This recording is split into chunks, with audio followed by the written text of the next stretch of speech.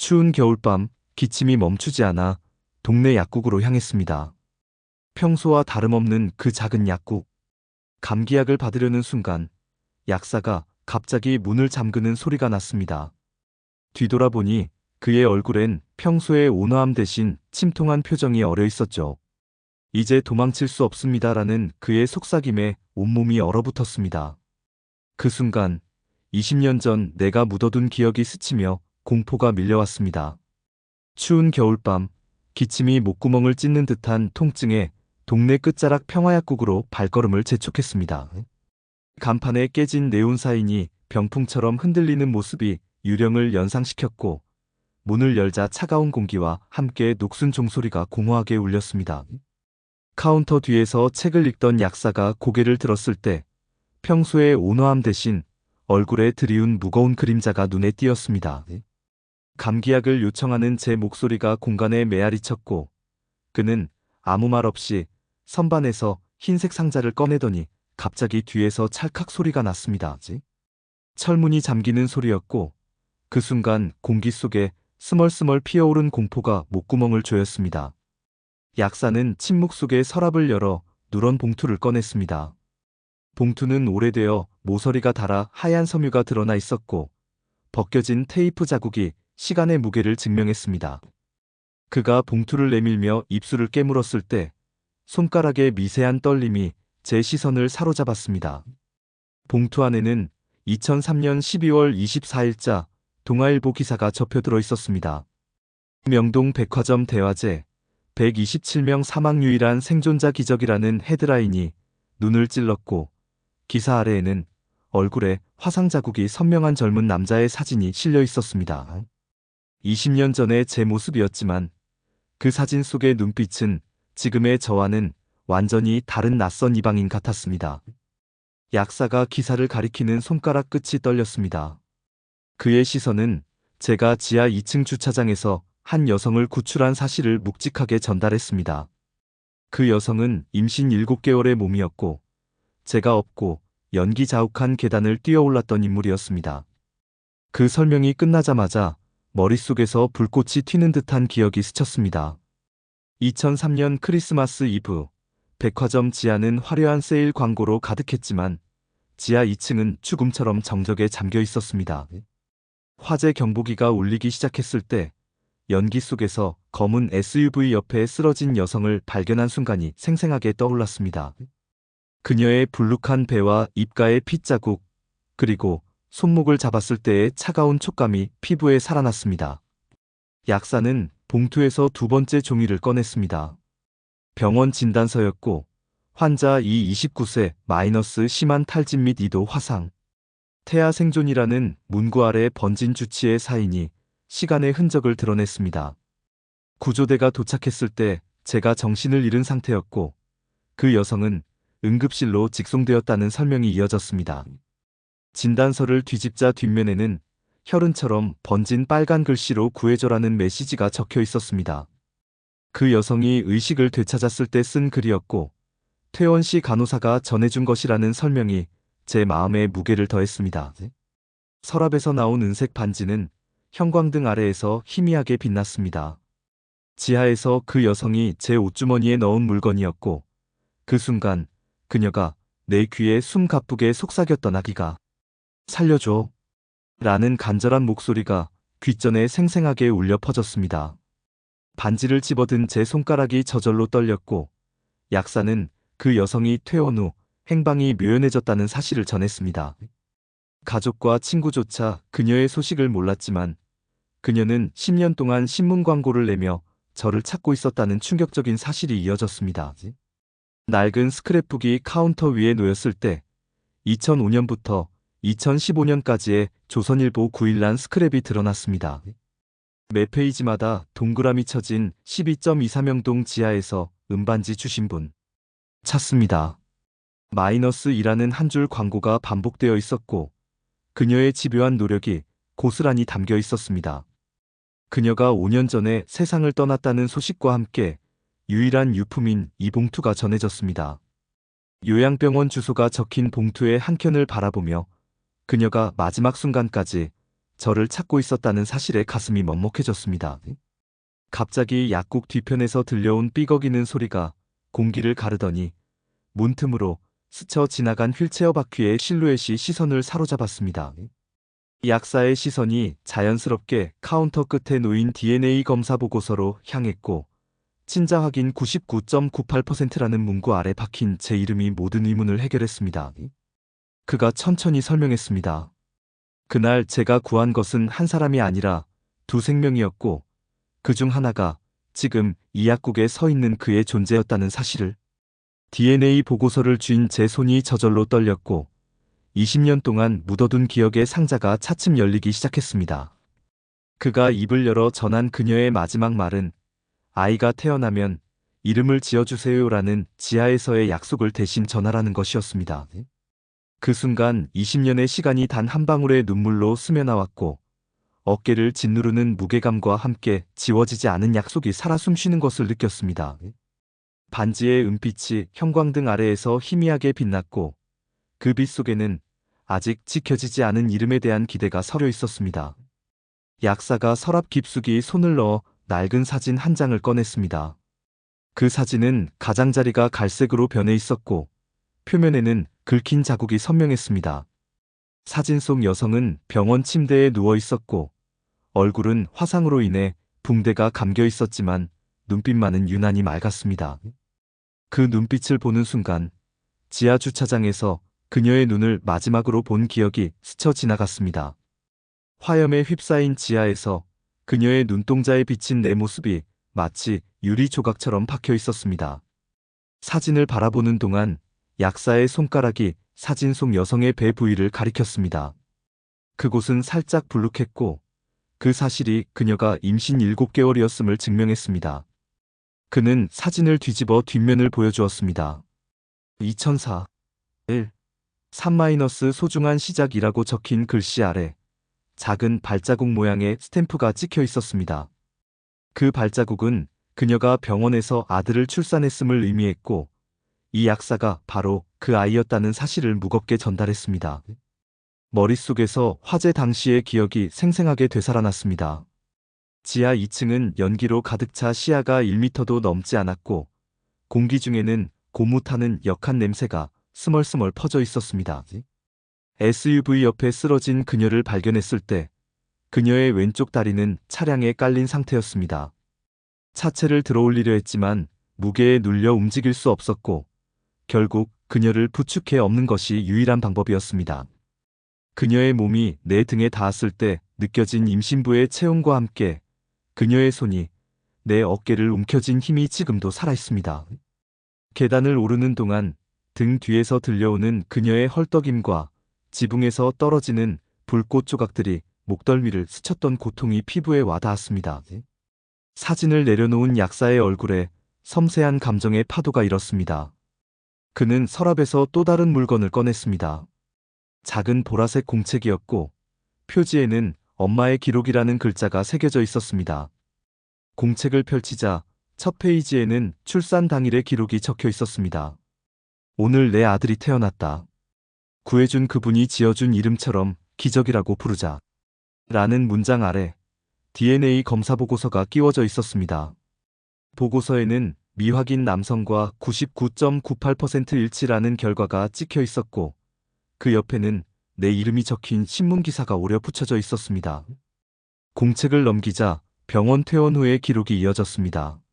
아이에게 아빠가 있다는 걸 알려주고 싶다. 오늘도 신문사에 광고를 냈다 같은 짧은 일기들이 빼곡히 채워져 있었습니다. 특히 2005년 4월 7일자 기록은 눈길을 사로잡았습니다. 기저귀가 첫걸음을 떼었다. 구해주신 분께 이 모습을 보여드리고 싶다라는 글 옆에는 아기의 발자국 그림이 그려져 있었습니다. 그 발자국은 사진 뒷면의 스탬프와 똑같은 모양이었습니다. 공책의 중간 부분에서 한 장의 지도가 나왔습니다. 서울 시내가 상세하게 그려진 지도 위에는 빨간 펜으로 동그라미가 쳐진 장소들이 흩어져 있었습니다. 명동 백화점을 중심으로 반경 5km 이내의 지역이 표시되어 있었고 각 동그라미 옆에는 날짜가 적혀 있었습니다. 그녀가 10년간 쉼없이 저를 찾아다닌 흔적이었습니다. 지도 가장자리에는 그분을 찾으면 기저귀에게 아빠가 있다는 걸 가르쳐 주겠다 라는 메모가 적혀 있었습니다. 마지막 페이지를 넘기자 편지 한 통이 나왔습니다. 봉투에는 구해주신 분께라고 쓰여 있었고 안에는 2장의 종이가 들어 있었습니다. 첫 번째 종이는 아이의 초등학교 입학식 사진이었고 2번째 종이에는 깔끔한 글씨로 아버지, 엄마가 항상 당신을 찾고 계셨어요 라는 문장이 적혀 있었습니다. 그 아래에는 아이의 손글씨로 아빠, 빨리 우리 찾아주세요 라는 메시지가 함께 있었습니다. 그 순간 지하에서 그녀가 내 귀에 들려주었던 말이 귓전에 생생하게 울려 퍼졌습니다. 아이가 꼭 아빠를 만나게 해주세요. 라는 그 간절한 부탁이 20년의 시간을 뚫고 다가왔습니다. 사진 속 여성의 눈빛이 공중에 떠오르며 그 눈동자에 비친 내 모습이 점점 현재의 모습으로 변해갔습니다. 보라색 공책의 마지막 페이지에 적힌 날짜는 그녀가 세상을 떠나기 일주일 전이었고 그 위에 적힌 이제 기저귀 혼자서도 잘 살 수 있겠죠? 라는 문장이 공기를 무겁게 만들었습니다. 약사가 조용히 고개를 들어 저를 바라보았습니다. 그의 눈빛에는 20년 동안 아버지 없이 자라온 슬픔과 동시에 마침내 찾아낸 감정이 교차하고 있었습니다. DNA 보고서를 바라보는 그의 시선이 사진 속 여성과 나를 오가며 잃어버린 시간의 무게를 가늠하게 했습니다. 공책의 한켠에 적힌 아이가 태어난 날 하늘의 별이 유난히 많았어요. 라는 문장이 지난 세월의 빈자리를 증언했습니다. 약국 안의 공기가 순간적으로 정지된 듯 느껴졌다. 고요함을 깨는 건 약국 뒤편에서 들려온 삐걱거리는 소리였다. 그 소리는 마치 오래된 문이 천천히 열리는 듯한, 그리고 그 문 너머로 오랜 세월 동안 감춰져 있던 진실이 모습을 드러내는 듯한 무게감을 가지고 다가왔다. 내 시선은 저도 모르게 소리의 근원지로 향했고 곧 좁은 통로 끝에서 휠체어를 탄 한 노인이 천천히 모습을 드러냈다. 노인은 한 손에 손수건을 꼭 쥐고 있었고 다른 손으로는 휠체어의 팔걸이를 힘겹게 움켜쥐고 있었다. 얼굴에는 세월의 흔적이 깊게 패여 있었지만 그 안에 담긴 눈빛은 한순간에 수십 년의 슬픔과 그리움을 품고 있었다. 그녀의 눈가에는 이미 눈물이 맺혀 있었고 그 눈물이 흘러내릴 때마다 마치 지난 세월의 아픔이 한 방울씩 쏟아져 나오는 듯했다.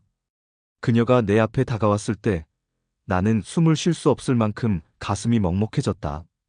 그녀는 고개를 숙인 채 손수건으로 눈가를 닦았다. 내 앞에 멈춰선 그녀의 모습은 내가 20년 전 화염 속에서 업고 달렸던 바로 그 여성이었다. 세월이 흘러 얼굴은 많이 변했지만 그날의 간절함과 두려움, 그리고 생에 대한 집념이 여전히 그녀의 표정에 남아있었다. 그녀의 삶은 화재 이후 완전히 달라졌다.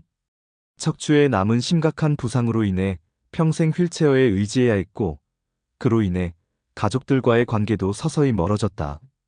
그녀의 가족들은 처음에는 걱정과 연민을 보였지만 시간이 지날수록 그녀를 짐처럼 여기기 시작했다. 병원에서 퇴원한 후 그녀는 집안의 한 구석에 놓인 가구처럼 점점 존재감이 희미해졌고 식탁에서 나누던 대화도 명절에 오가던 따뜻한 인사도 모두 사라졌다. 그녀의 하루는 반복되는 치료와 재활, 그리고 고요한 방 안에서의 긴 침묵으로 채워졌다. 창밖으로 보이는 세상은 점점 멀어져 갔고 그녀는 자신이 가족들에게 짐이 되어가고 있다는 사실을 뼈저리게 느꼈다. 가족들은 그녀의 병간호를 서로 미루기 시작했고 급기야 그녀를 요양병원에 맡기자는 이야기가 오갔다. 결국 그녀는 가족들의 손에 이끌려 요양병원에 입원하게 되었다. 요양병원에서의 삶은 더욱 고독했다. 처음에는 가족들이 자주 찾아왔지만 시간이 지나면서 방문은 점점 뜸해졌다. 명절이나 생일에도 그녀를 찾는 이는 거의 없었고 그녀는 점점 더 외로움에 갇혀갔다. 병실 한 구석에는 그녀가 소중하게 간직해온 작은 상자가 있었다. 그 안에는 내가 주머니에 넣어준 은반지, 신문기사, 그리고 아들의 사진이 들어있었다. 그녀는 매일 밤 그 상자를 열어보며 내가 자신을 구해준 그날을 떠올렸다. 그녀에게 화재는 단순한 사고가 아니었다. 그날 이후 그녀의 인생은 완전히 바뀌었다.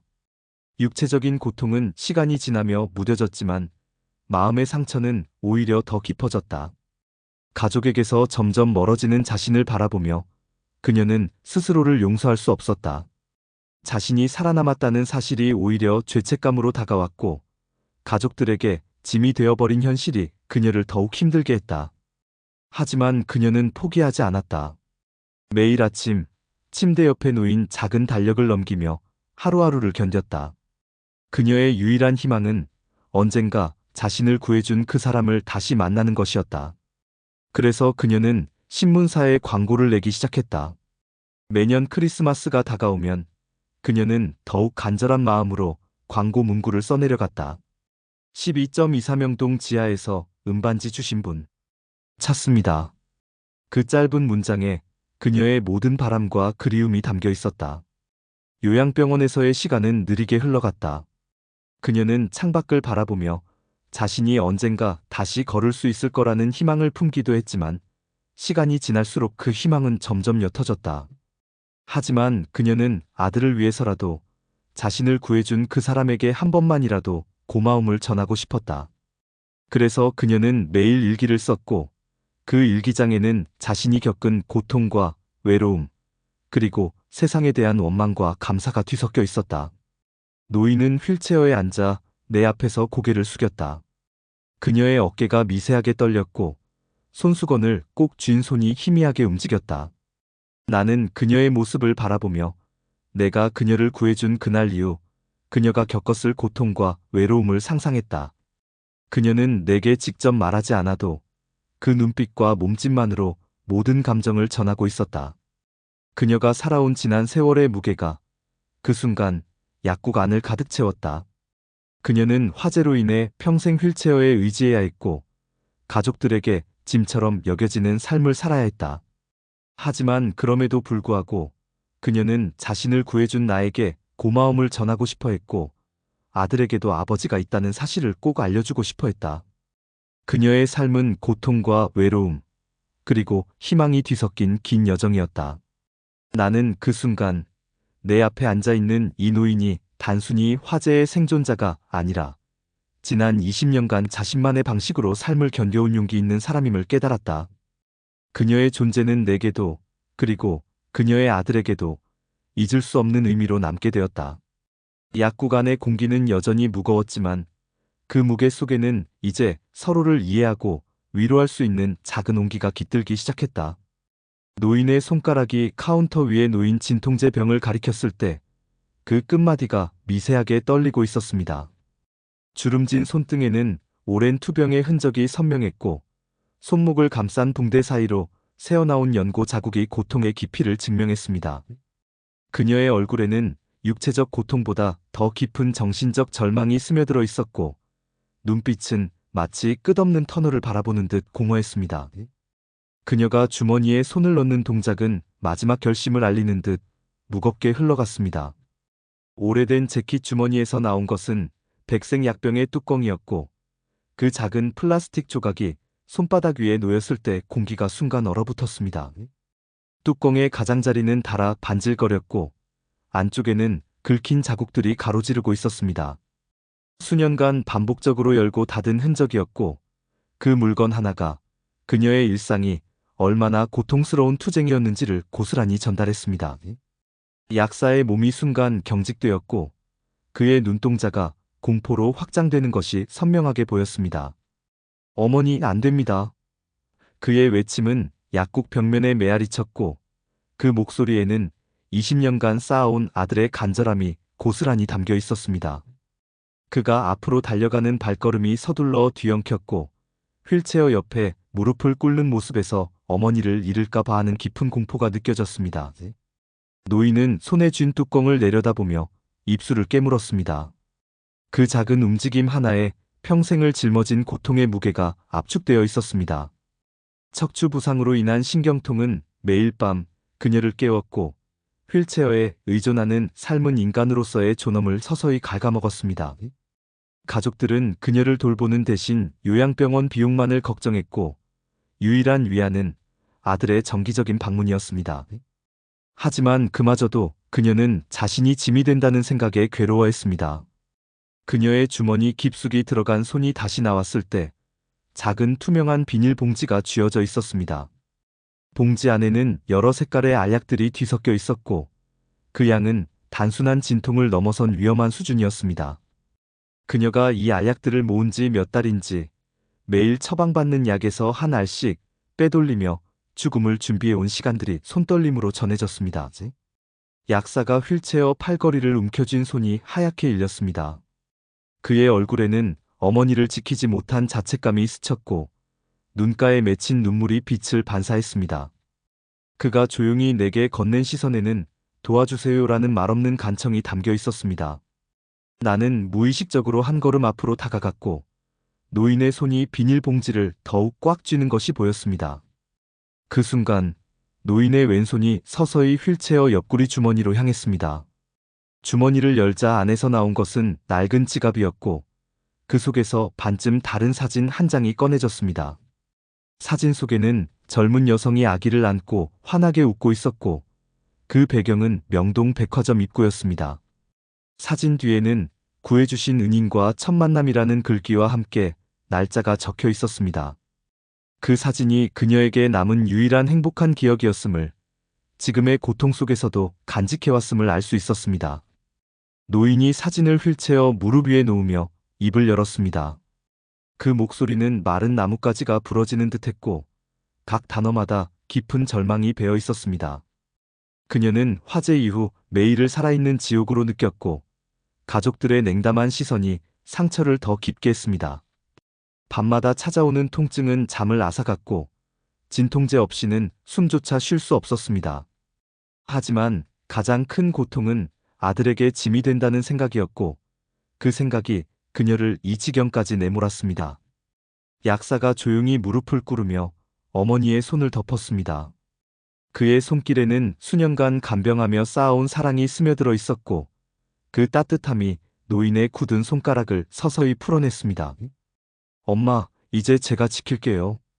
그의 속삭임에 노인의 어깨가 흔들리기 시작했고 마침내 참았던 눈물이 폭포처럼 쏟아졌습니다.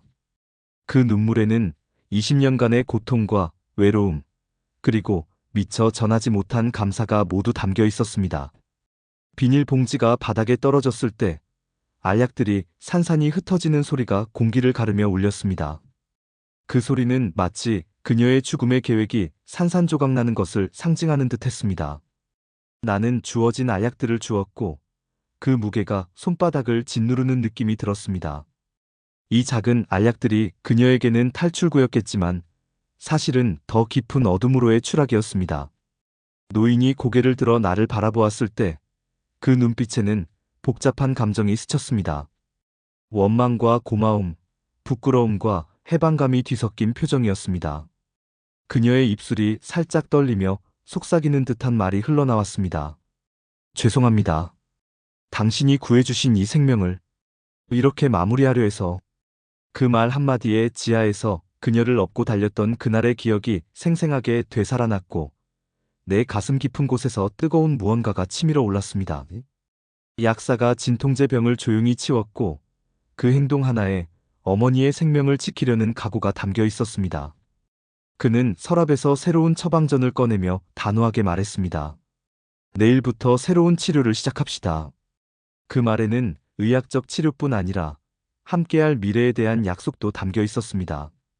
노인의 눈에서 새로운 빛이 스멀스멀 피어오르는 것이 보였고 그 빛은 마치 20년 전 지하에서 보았던 생존의 의지와 닮아 있었습니다.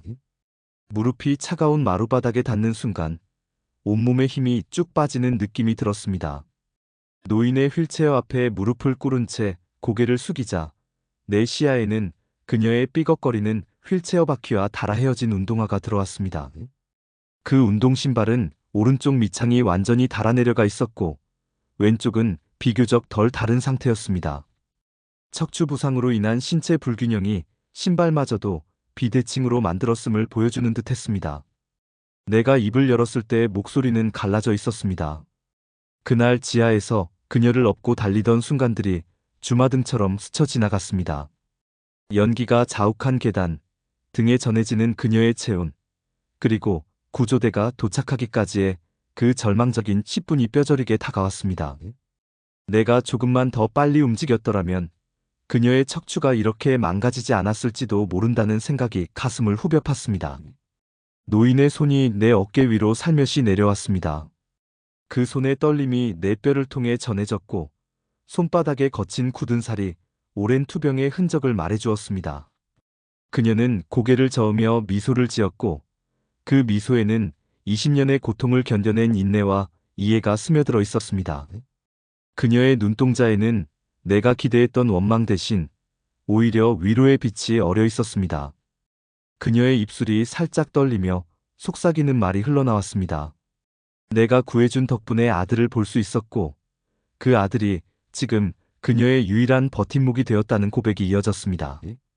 화재 이후 가족들이 모두 등을 돌렸을 때 오직 그 아들만이 그녀 곁을 지켰습니다.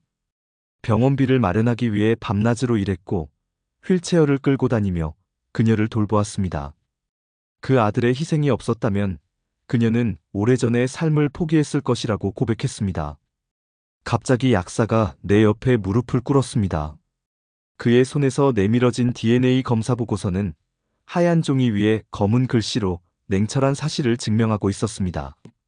친자 확인 99.98%라는 문구 아래 내 이름이 박혀 있었고 검사일자는 불과 일주일 전이었습니다. 보고서 가장자리에는 약사가 직접 적은 메모가 붙어 있었습니다. 엄마가 병실에서 마지막으로 하신 말 꼭 아버지께 전해다오. 우리 아들 자랑스러워하라고. 그 순간 20년 전의 기억이 선명하게 되살아났습니다. 화재 당일 나는 지하 주차장에서 그녀를 발견하기 직전에 백화점 로비에서 한 아이를 도왔었습니다. 길을 잃고 울고 있던 그 아이를 안전한 곳으로 인도했던 일이었습니다. 그 아이가 바로 지금 내 옆에 무릎 꿇고 있는 약사였다는 사실이 머리를 스쳤습니다. 화재 발생 직전에 그 짧은 만남이 이후에 모든 인연의 시작이었던 것입니다. 노인이 조용히 휠체어 옆구리 주머니에서 낡은 지갑을 꺼냈습니다. 지갑을 열자 안쪽에는 반으로 접힌 사진이 들어 있었습니다. 사진 속에는 젊은 여성이 신생아를 안고 환하게 웃고 있었고 그 배경은 병원 병실이었습니다. 사진 뒤에는 구해주신 은인이 지어준 이름 기적이라는 글귀와 함께 날짜가 적혀 있었습니다. 그녀는 이 사진을 20년간 지갑에 간직해왔고 매일 아침마다 꺼내보며 감사한 마음을 되새겼다고 속삭였습니다. 내 시선이 DNA 보고서의 생년월일란으로 향했습니다. 그 날짜는 화재 발생 약 2개월 후였습니다. 그녀가 화상과 척추 부상 속에서도 아들을 출산했다는 사실이 가슴을 찢는 듯 했습니다. 진단서에 기록된 그녀의 상태를 떠올리면 그 출산이 얼마나 기적 같은 일이었을지 상상조차 할 수 없었습니다. 약사가 내 어깨에 손을 얹으며 전한 말에 모든 것이 연결되었습니다. 엄마는 제가 태어난 날 아버지의 얼굴을 떠올리며 이름을 지어주셨다고 하셨어요. 노인의 손이 내 손을 살며시 잡았습니다. 그 손길은 차갑지도 뜨겁지도 않은 오랜 세월이 다듬은 온도였습니다. 그녀의 눈빛이 말하고 있었습니다. 비록 육체적 고통은 컸지만 아들을 통해 삶의 의미를 찾았으며 지금 이 순간이 그 모든 고통을 보상받는 순간이라고. 그녀의 손바닥에 전해지는 맥박이 마치 두 생명의 고통을 동시에 느끼는 듯 했습니다. 하나는 그녀 자신의 것이었고 다른 하나는 20년 전 지하에서 간신히 지켜낸 아들의 생명이었습니다. 나는 보고서를 쥔 손이 저절로 떨리는 것을 느꼈습니다. 종이 위에 숫자들이 살아 움직이는 듯했고 99.98%라는 냉정한 수치가 오히려 가장 뜨거운 진실로 다가왔습니다. 약사의 얼굴을 바라보니 화재 당일 로비에서 만났던 그 아이의 눈망울이 겹쳐졌습니다. 그때 나는 모르고 지나쳤지만 피할 수 없는 운명이 우리를 다시 묶어두고 있었습니다. 노인이 조용히 내 손을 휠체어 무릎 위로 가져갔습니다. 그녀의 손이 내 손등 위에 살며시 놓였고 두 세대의 손이 포개지는 순간이었습니다. 그녀의 손가락이 내 손가락을 가리키며 살며시 눌렀습니다. 그 자리에는 화재 당시 유리 조각의 베인 흉터가 아직도 선명하게 남아 있었습니다. 그 상처가 이제는 잃어버린 가족을 찾은 증표가 되었습니다. 약국 천장의 형광등이 반짝이며 그 빛이 DNA 보고서에 종이를 투과했습니다.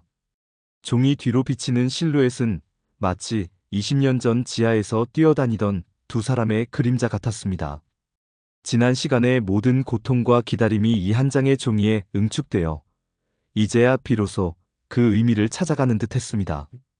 노인의 눈가에 맺힌 눈물 한 방울이 보고서 위로 떨어졌고 그 물방울이 번진 자리에서 새로운 가족의 역사가 쓰여지기 시작했습니다.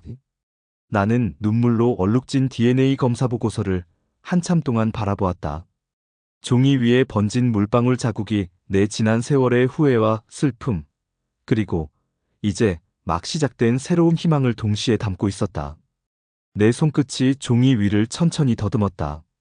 그 위에 적힌 99.98%라는 숫자, 그리고 친자라는 단어가 더 이상 차갑거나 낯설지 않았다. 오히려 그 모든 과거의 고통과 상실, 두려움을 껴안고 새로운 가족의 시작을 알리는 따뜻한 증표처럼 느껴졌다. 약사는 조용히 내 어깨에 손을 얹었다. 그의 손길에는 오랜 세월 홀로 견뎌온 외로움과 이제는 함께할 수 있다는 안도감이 동시에 담겨 있었다. 그는 천천히, 그러나 단호하게 내게 말했다. 이제부터는 혼자가 아니라고. 이제야 비로소 아버지와 아들이 함께할 수 있게 되었다고. 그 말은 내 마음 깊은 곳까지 스며들었다. 오랜 시간 나를 짓눌렀던 죄책감과 두려움, 그리고 가족을 잃었다는 상실감이 서서히 녹아내렸다. 그날 이후 내 삶은 완전히 달라졌다. 매주 일요일이면 나는 어김없이 약국을 찾았다. 처음엔 어색하고 조심스러웠지만 시간이 흐를수록 그 일요일은 내 인생에서 가장 소중한 시간이 되었다. 약국의 작은 테이블에 둘러앉아 우리는 차를 마시고 서로의 지난 이야기를 나누었다. 휠체어에 앉은 노인은 이제 더 이상 나에게 과거의 죄책감을 떠올리게 하는 존재가 아니었다. 그녀는 우리 가족의 중심이 되었고 할머니로서 손자와 나를 다정하게 바라보았다. 아들은 약국에서 바쁘게 일하면서도 내게 틈틈이 약국 일이나 약에 대한 지식을 알려주었다. 우리는 함께 약국의 창문을 닫고 진열대를 정리했다. 그는 내게 아버지로서의 자리를 내주었고 나는 그에게 아들로서의 존재를 받아들였다. 서로의 빈자리를 채워주며 우리는 조금씩 진짜 가족이 되어갔다. 가끔씩 일요일 오후가 되면 약국 문을 잠그고 근처 공원으로 산책을 나가기도 했다. 휠체어를 밀며 나는 노인의 옆에 나란히 걷고 아들은 그 옆에서 환하게 웃었다. 세 사람의 그림자가 길게 늘어질 때면 나는 그 그림자 속에서 20년 전에 나와 지하에서 서로를 구했던 그날의 우리를 떠올렸다. 그날의 두려움과 절망이 이제는 새로운 희망과 기쁨으로 바뀌어 있었다. 문을 잠갔던 그 겨울밤, 나는 모든 것이 끝났다고 생각했다. 하지만 돌이켜보면 그 순간이야말로 잃어버린 가족을 찾는 여정의 첫걸음이었다. 두려움과 오해, 죄책감이 모두 녹아내리고 그 자리에 사랑과 용서, 그리고 새로운 시작이 자리 잡았다. 약국의 문을 열고 들어설 때마다 나는 더 이상 혼자가 아니었다. 내 곁에는 아들과 할머니가 있었고 우리는 서로의 상처를 보듬으며 천천히, 그러나 확실하게 가족이 되어갔다. 이제 나는 매주 일요일이 기다려진다. 약국의 작은 테이블에서 함께 웃고, 함께 울고, 함께 살아가는 그 시간이 내 삶의 가장 소중한 선물이 되었다. 문을 잠갔던 그날 밤이 두려움의 시작이 아니라 오히려 새로운 가족을 만나는 기적의 문이었음을 나는 매주 일요일마다 다시금 깨닫는다.